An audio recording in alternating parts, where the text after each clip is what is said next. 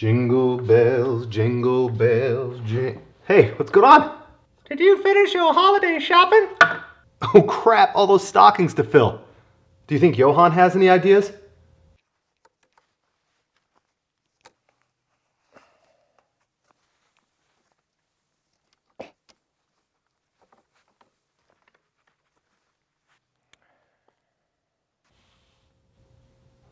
Iceman, he said stocking stuffer, not shocking stuffer. That nut cracks me up. Lame. Happy Holidays Vital MTBers. We have our special guest with us today. We have the 69er Mullet trail bike experiment, the brand new Alpinestars Missle Tech full face helmet, a year-long review on PNW's Rainer dropper post and Loam lever. Plenty more. We always have links in the description below, but this week we have to get to it. Racers, teams, dumping each other, breaking up because they don't want to buy each other holiday gifts. Put a ring on it. FMD Racing, Tani and Chaos Seagrave, they say farewell to transition. Whoa. Kiwi downhill destroyer George Brannigan is off GT Factory Racing. No way. Nico Vink off Scott. He's incredible. Jack Moyer off Intense. What? Jerome Clements off Cannondale. Jerome to the dome. And Damien Atone Otten, Damien off Da Vinci. Damn, man. We've heard 50 different rumors about 50 different people. We don't know if any of them are true, but for all we know, everything's spouted in the Vital MTB Team Rumors forum. Could be true. Dig in, spill the beans as 2020 creeps in. I'm a nut cracking fail. What has a high pivot, custom holographic wrap, and looks nothing like a session? This epic forbidden Druid in our bike check section.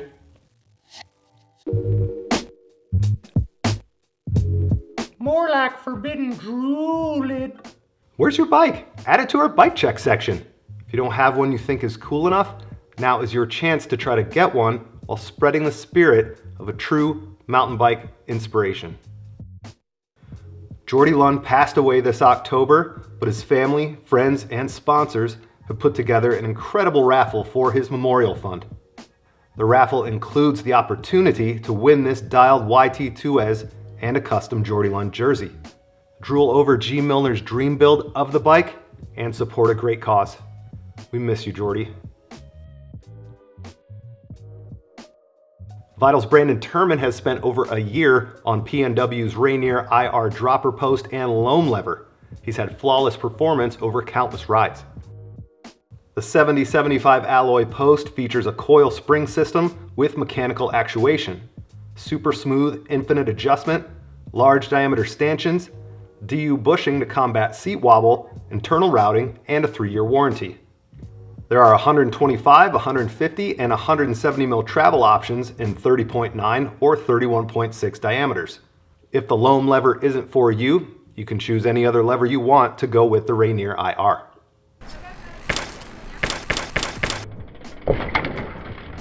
Was that Gordo? No. These may not actually fit in stockings, but they should fit most budgets, and they could be the perfect present for that special mountain biker in your life. Or for yourself, if Santa blew it again. A couple of weeks ago, we presented our opinion on the all-new Plus pedal from E13. In short, we really liked the grip and feel delivered by that new pedal, but some may find the $139 price tag a bit too steep. Well, if you'd like a pedal that uses the exact same pin pattern as the new Plus pedal, but will only set you back $48.95, the all-new composite base pedal could be for you. The platform is 100 by 110 millimeters, fairly standard in today's flat pedal world, but the long spindle provides for a long pin to axle measurement, and the flat profile means that you can use all of the real estate available, whether you like to run your feet close to the crank arm or hanging off the edge of the pedal. Unlike the full bearing Plus pedal, the base pedal spins on a combination of bushings and bearings, and it uses a simpler type of pin. On the trail, however, we've been very impressed by the grip on offer. There really isn't much in it between the more expensive Plus pedal and this great value base version. In our experience, composite pedals do tend to fail earlier than their alloy counterparts, and they can sometimes feel a little less secure in really wet and muddy conditions, as plastic is inherently more slippery than alloy, but when it comes to price, they are hard to beat. The all-new base pedal is appropriately sturdy and it seems ready to do battle. We've had it out on the trails for a few weeks already and it's seen everything from rough and rocky desert rides to hucks to flat. So far, so good. If things should go wrong, and it's not your fault, the base pedal is backed by an impressive 5-year warranty against defects in materials and workmanship, which should offer a little extra peace of mind.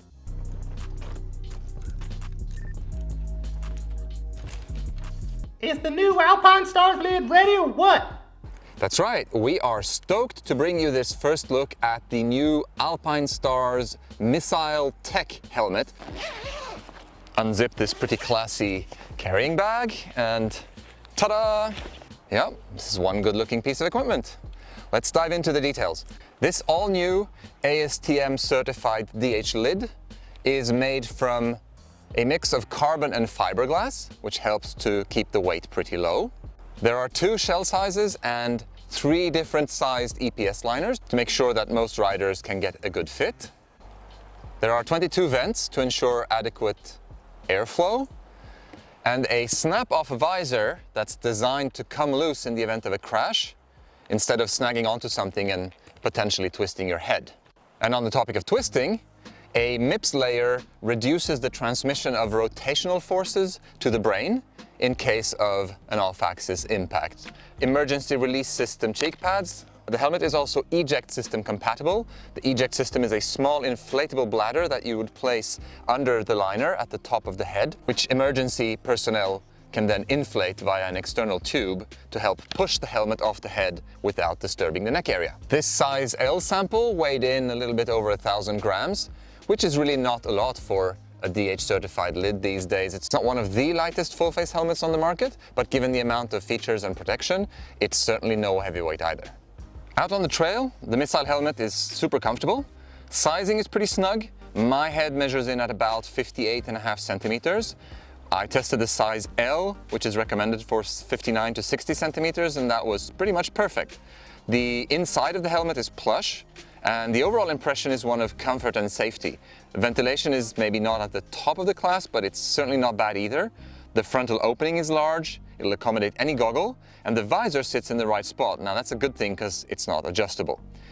The MIPS implementation is solid, the layer is invisible to the eye, and it's mostly quiet in action. You can sort of hear it grinding a little bit if you move the helmet around with your hands, but most MIPS layers are prone to do that, and once you're actually riding, it's not something that you'll hear or even pay attention to. All in all, we're well impressed with this new helmet from Alpinestars, and at around 350 euros, it sits a bit below the typical price range for high-end carbon full-face helmets, so that's a good thing too. Now you can actually get a version without MIPS that will take about 50 euros off the price tag and 70 grams off the scales, so know that that's an option if that's something that might be of interest to you as well. That helmet looks good. Isn't this the time when something usually comes in and startles me, freaks me out? I don't know what you're talking. It's time for Let's Weigh Some Stuff!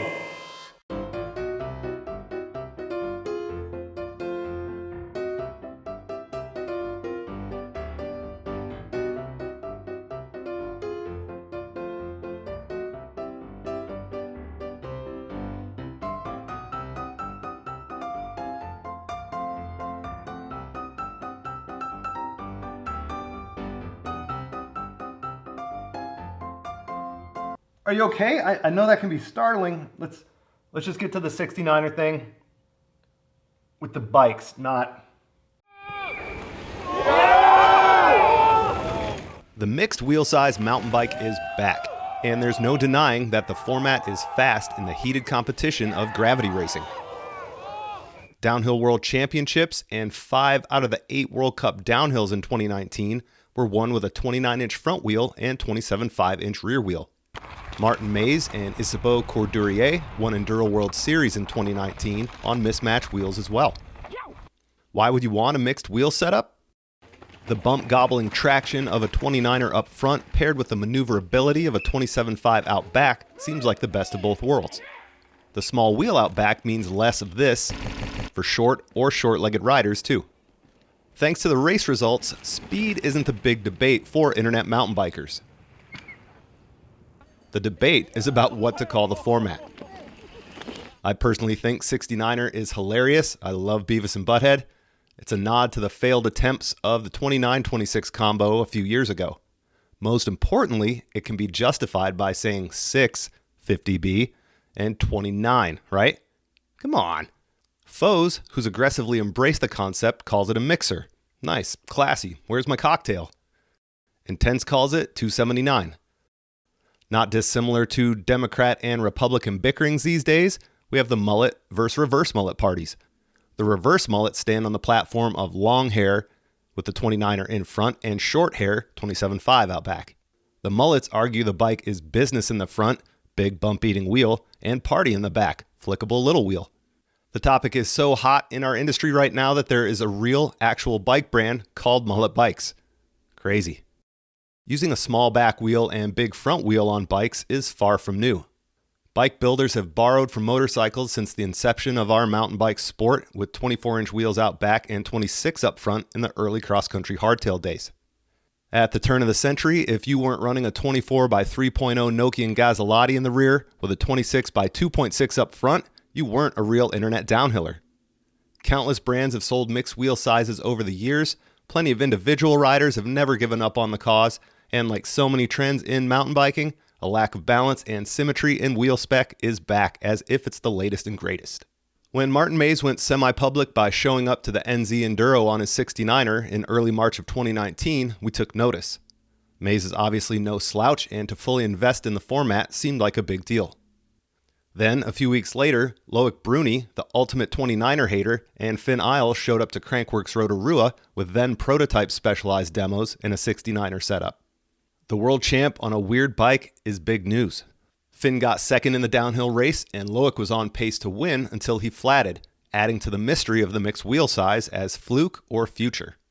Once the World Cup downhill season started and Loic took the first race win in Maribor, the format had to be taken seriously. Throughout the 2019 season, Loic, Laurie Greenland, and Danny Hart won World Cup downhills on mixed wheel size. Amaury Pierron was the only 2019 World Cup downhill winner using his dual 29 Commensal. Loic was on a specialized demo, a dual 29 bike with a small rear wheel and plenty of custom parts to sort out the geometry. Yeah, we've been trying the Mullet bike since we knew the rule was over in the UCI. And we won the first race of the year, the first World Cup, so we were like, okay, the bike, new bike and on the Mullet setup is working well, and so far we did not change even in Fort William. Yeah, halfway through the season we had some good results and the bike is fast, so and for Finn and for me, I think we have a weapon. Laurie ran a 27.5 Mondraker Summum with big front end and an eccentric bottom bracket to handle height adjustments. We're running the mixed wheel setup, which has given us some bottom bracket height issues. So one of the things I've got just recently is this eccentric bottom bracket, which lowers the BB height by about another 5 mil. It's actually designed for single speed bikes, so you can tension the chain, but we've managed to fit it in around the chain device just to get the BB a bit lower. Danny Hart's Saracen Mist is also a 27.5 bike using a 29-inch front wheel and plenty of custom anomalies like a floating brake arm. Other racers on tour embraced mixed wheels, and Troy Brosnan experimented with the 69er format too.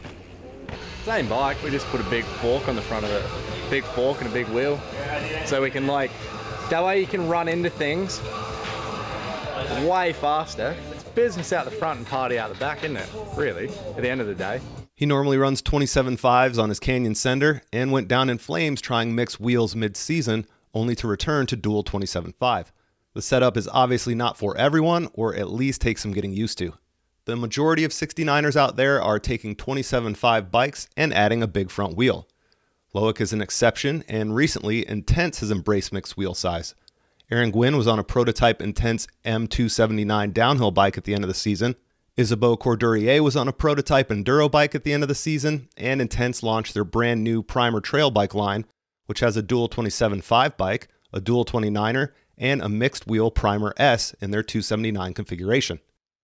The new Intense Primer 29 and the Primer S use the same frame, but Intense specs a 27.5 plus rear tire on the Primer S, similar to what's found on their Taser e-bike. The high volume 27.5 plus tire puts the overall diameter closer to that of a 29, but with different handling characteristics. Watching the race season, I appreciated the speed of mixed wheels, but always thought the bikes looked horrendous. Imbalanced, cobbled together, they just didn't look right. But who cares if you're winning races? Thanks to Intense, they let me ride all 3 of their new Primer trail bikes for a bit. The Primer S279 was my first venture into mixed wheel size. I really enjoyed the dual 29er Primer, but didn't quite get along with the plus size tire of the Primer S. The Primer S did open my eyes, however, and the experimentation began. Before thinking about a more controlled investigation, I put the Primer S 27.5 Plus rear wheel on the back of a Norco Fluid, which is a 29-inch wheeled bike, just to see what would happen on home trails.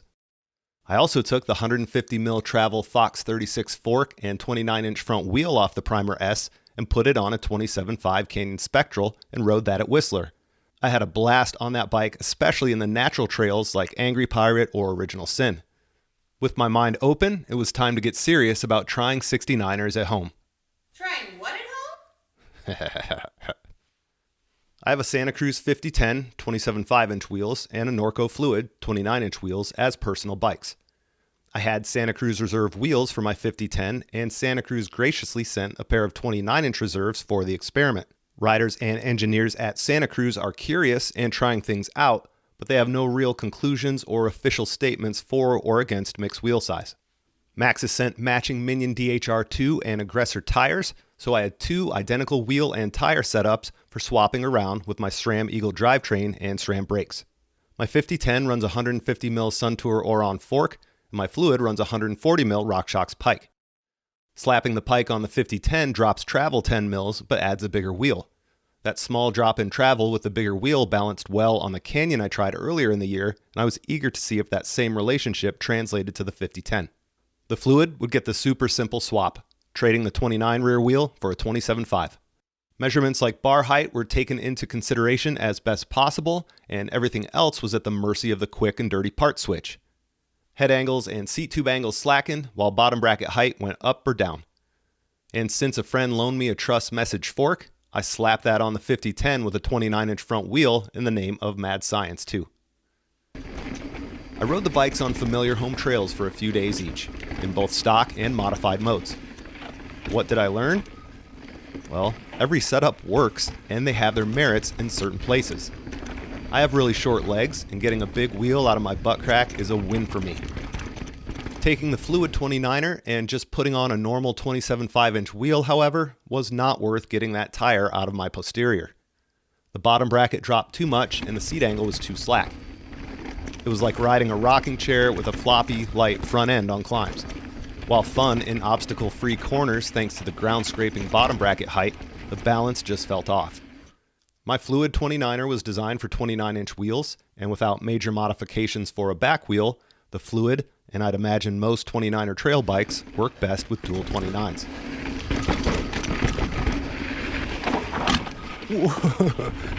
The 5010 in mullet mode, however, was a different story. While the head angle and seat angle slacked out, the bottom bracket went up, and I can see why most 69er projects involve a 27.5 bike as the base.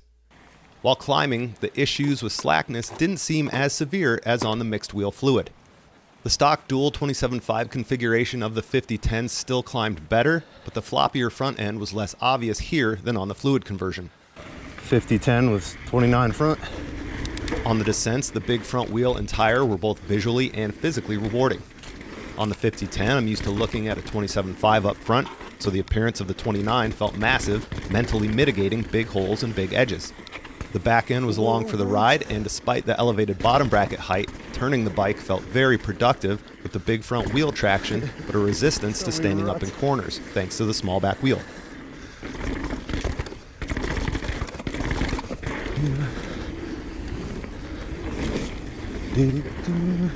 It was an interesting experience, which made me consider running this setup full-time if the local trails here were generally more rowdy and more gravity-oriented. For the flowier trail riding found in the Boise, Idaho area, I don't feel the 69er setups I tried outperform stock dual 29 or dual 27.5 configurations. Slapping a 27 rear wheel on a 29er made it too low and too slack to be practical. The fun, playful nature of the 5010 was conserved out back with enhanced smashability up front, but the general imbalance just didn't feel quite right for the task of my local trails, where climbing and pedaling is more varied than just a long, boring grunt up a fire road to an aggressive, epic descent. I'm conflicted to publicly admit this, but the 5010 with the Trust Message fork and 29-inch front wheel was the combo I had the most fun on. I personally can't get over the looks of the Trust or the cost, but in the right places, like turns and smooth trails, that fork is incredibly fun. To reiterate, this Trust was loaned to me by a friend to try, I promise. I just happened to have it on hand, and I'm not sure if it's that whole caster thing that he talks about, but whatever Weagle did to make it turn so well is impressive. The general ride is rough though. Bumps are absorbed, but it sure doesn't feel like it through the hands. When I put my 29er pike back on, I double-checked spring pressure because I swore half of the air must have been let out as the fork felt way too soft. Pressure in the pike was where it should be. The Message is just a completely different feel to a telescopic fork. Once I forgot about how much the Trust rattled my hands, I got along with it just fine for quick, hot laps. A long, rough day on the trails may be a totally different story, though. In the middle of this experiment, I noticed Kyle Warner, a local super ripper, was also running a 69er setup. I asked him what he thought about it, and I was stoked to hear that he and I seemed to be on the same page. We'll just call it Mullet. Is that what you call it, Mullet setup? I guess you can call it that, but yeah, I went with the 27.5 rear wheel kind of this year, just doing some testing. I was actually in New Zealand, and I saw Loic Bruni doing some testing at the Skyline Bike Park, and he had that set up, and I was like, oh man, I wonder what that's all about. And so for me, I always have loved a 29er. Like, it's my favorite type of bike to ride, just rolls so well, it has really good stability, like a really good gyro effect. But I'm not quite tall enough on a bike over 150 mil travel to like really ride steep terrain with the 29 rear wheel. So I just was like, oh man, maybe I can go to the 27.5 rear. It gets me about 18 millimeter more clearance. So effectively my 170 mil bike has the same clearance as the 150 29er now. Like to your butt, basically? Yeah, to my butt, basically. Because you'll watch like on the downhill World Cup, you see guys come down with like tire marks on their pants. And if you can get like 20 mil more clearance there, but still have a good gyro on the front wheel, like with that 29 front, it just seems to be a really good kind of compromise. It's cool. So what did you do? Did you go 29er and shrink the rear wheel, or go 27.5 and make the front bigger? I've tried both. I've tried 29er with smaller rear wheel, but that kind of just drops your BB even lower. And I feel like bikes nowadays are almost too low in a lot of cases, like trail riding. So basically I've been just taking a 27.5 bike and kind of dropping the front end a bit. So usually I up fork a bike, like if it's 140 mil in the rear, I'll go 160 in the front. And so I'll drop the front end, 20 mil there, add the 29 rear wheel, and kind of get a middle ground where it doesn't raise it too crazy or slack out too much, but still raises the bottom bracket height a little bit. I get the extra clearance on the rear wheel and still have a good turn in. I made the mistake of just running the same travel fork with the 29 front, and it slacked it out so much I felt like I was pushing everywhere. Okay. Is it about keeping bar height the same to you? Is there like a certain measurement you want, or you just kind of go what feels good? Biggest thing for me, like the reason I'm a little bit nervous to run the same travel with the 29 is you add 18 mil for the wheel and then about 18 to 20 mil for the axle to crown on the fork. So you add 40 mil, so it's like running from 160 to 200 mil fork, and your head angle gets super crazy. So I just noticed I had a hard time cornering without pushing the front. With that said, I personally don't think the hassle or the cost of a new fork, front wheel, and front tire is worth it if you have a perfectly good dual 27.5 bike. If you're thinking of putting a 27.5-inch wheel onto the back of a 29er, be ready for a low, slack bike that will feel awkward climbing. If you're loaded or have access to a bunch of parts, give the experiment a try and let us know how it goes. If you run a 69er already, tell us about it. I had a lot of fun experimenting, and I look forward to more of these in the future, and hope you do too. Mix up them wheels. We hope you have a good holiday season. Like, subscribe, turn on notifications, all that jazz. We'll see you in 2020 without this guy. Oh, come on. I can take off a cassette with my teeth. I can hold your phone for you. You can use me as a stem. Tons of ballet dancers are into me. I know Sugar Plum Fairies.